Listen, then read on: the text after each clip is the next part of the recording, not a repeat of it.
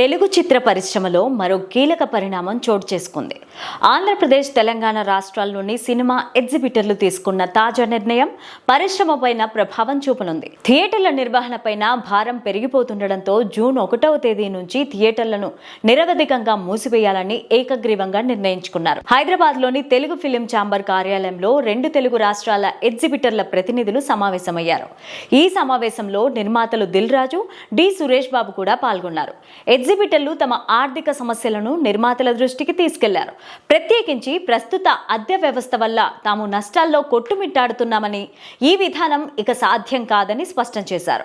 థియేటర్ల నిర్వహణకు రోజురోజుకి ఖర్చులు పెరిగిపోతున్నాయి, కానీ వసూళ్లు తగ్గిపోతుండటంతో వివాదం మరింత ముదిరినట్టుగా తెలుస్తోంది. ఇకపైన థియేటర్లు అద్దెకు కాకుండా వసూళ్లలో వాటా రూపంలో మాత్రమే నడిపిస్తామని ఎగ్జిబిటర్లు తేల్చి చెప్పారు. అంటే ఒక సినిమాకి ఎంత వసూలైతే దానిలో తగిన భాగాన్ని థియేటర్ యజమానులకు వెళ్ళాలి.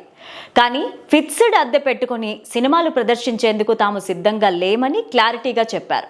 ఈ నిర్ణయం అమలైతే జూన్ 1వ తేదీ తర్వాత విడుదలయ్యే సినిమాలపైన ప్రభావం తప్పదు.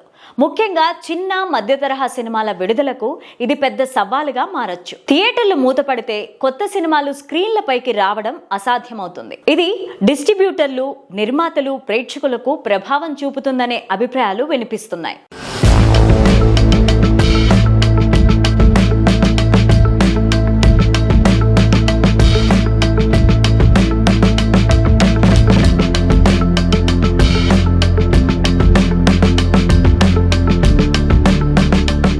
ఇప్పటికే పలు రాష్ట్రాల్లో పర్సంటేజీ వ్యవస్థలు అమల్లో ఉండగా తెలుగు రాష్ట్రాల్లో మాత్రమే అద్దె వ్యవస్థ ఎక్కువగా ప్రాచుర్యంలో ఉంది. కానీ రోజురోజుకి మారిపోతున్న మార్కెట్ డైనమిక్స్ దృష్ట్యా ఎగ్జిబిటర్లు వాటా పద్ధతికి మొగ్గు చూపుతున్నారని స్పష్టమవుతోంది.